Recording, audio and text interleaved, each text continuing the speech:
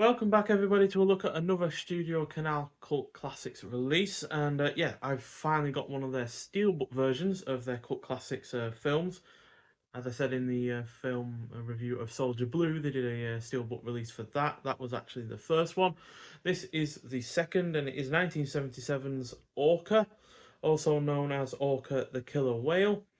Directed by Michael Anderson, who's probably most well known for doing the likes of Logan's Run and there's another film that he did that I can't remember. But films that I've seen that I've enjoyed are The Wreck of the Mary Dear, Millennium, Operation Crossbow, and The Quiller Memorandum. Although this is arguably his most memorable film that I've seen from him.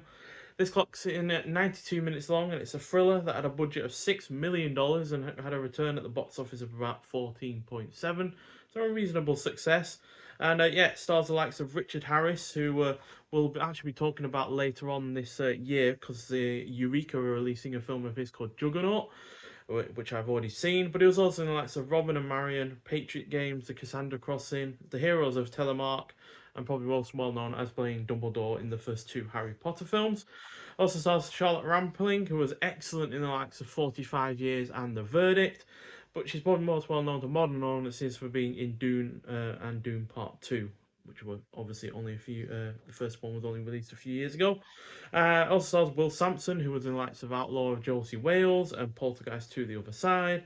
And finally, Robert Carradine, who is in the likes of The Long Riders and Cannonball. So after witnessing the killing of his mate and offspring at the hands of a reckless Irish captain, a vengeful killer whale rampages through the fisherman's Newfoundland harbour. Under pressure from the villagers, the captain, a female marine biologist, and an indigenous tribalist venture after the great beast, who will meet them on its own turf. So yeah, although it would be easy to just write this thriller off as a mere Jaws knockoff, much like Prophecy behind us, um, I feel this, with its sympathetic animal at the heart of its plot, who you genuinely get behind, makes that comparison film not wholly based in truth. Sure, it's truthful for something like Prophecy, which again, has an animal in it that is just killing and killing, where just like the shark in Jaws. Um, the orca in this kills only people that it feels has wronged it via killing its mate and its offspring, and yeah, and those people that are kind of responsible for that kind of thing. So yeah, and with a good cast, a superb score by Ennio Morricone, solid pacing, and a plot that is engrossing, thanks not just to being based around man versus nature, but also due to the futility of war metaphor. The action scenes are also really rather good. Predominantly well done effects and nicely done cinematography on top of all of that makes this a highly engrossing and well thought out effort overall, to be honest. Now, granted, it's nowhere near the classic of Jaws, purely because it's not as entertaining. It's obviously nowhere near as tense, uh, chiefly among which because Charlotte Rampling's character has some voiceover narration, which is clearly told from the future, so you know full well she's going to be fine. But actually should be, considering she had no role in the killing of the orca's mate or offspring. But that does deflate a bit of tension, and yeah, also it's just not as crowd pleasing, I guess you could say. It's nowhere near. It's a lot darker than Jaws is, even though obviously Jaws has its dark moments.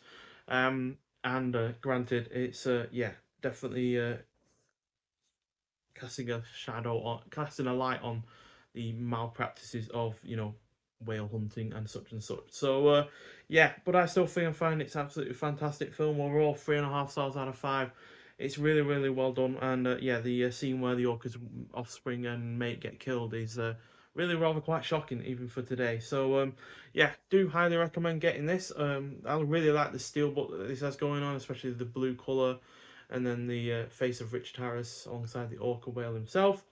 Then you got that on the rear, which you'll know what that is once you watch the film. But yeah, it does help, set it apart from other killer whales in the film. Unfortunately, though, these steelbooks don't come with the art cards that you get with the standard versions, which have the slipcover. But that's fine, because I do really rather like the steelbook, and I think it's a nice, different way of doing these cult classics films. And But more importantly, what sets this release apart from the standard versions is the fact it's on 4K. So yeah, the 4K looks excellent. They've done some really rather heavy work on it to get it up to this kind of standard you'd expect. And yeah, I do generally just highly recommend watching this film. That's the other film that the director did, Around the World in 80 Days. So that and Logan's Run are his two most well-known efforts, but I certainly prefer the ones that I mentioned. In terms of special features, you've got an interview with Philippe Gurgier, who I'm not sure what role he had, if any at all. But still, you got an extra there. But yeah, not festooned with extras, unfortunately. But obviously, Richard Harris is no longer with us, so you can't really interview him. Although it would have been nice to have heard Charlotte Rampling's thoughts after all of this time.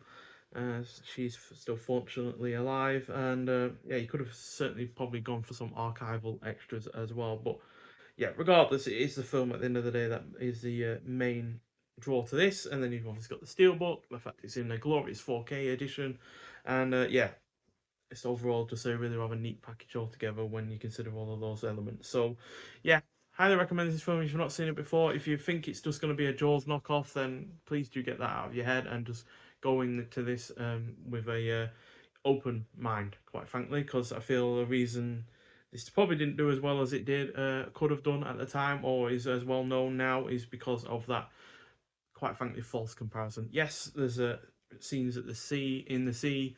There's a boat. There's obviously an animal that is killing people, but that is genuinely where the comparisons end. And to be honest, you could have just said Jaws is a knockoff of Moby Dick at the end of the day, because that is kind of the same thing as Moby Dick. So yeah, you can always trace back films to other sources of work, and yeah, at the end of the day, it's what that film does that sets it apart from its contemporaries. And I feel that this, especially with that a scene where the mate and the offspring get killed, really does set this apart from Jaws, and also the sympathy that you have for the animal and what it's doing. So yeah, but nonetheless, thank you for watching. If you've seen this film before, I'd like to hear your thoughts on it, and I'll see you in the next one. Bye.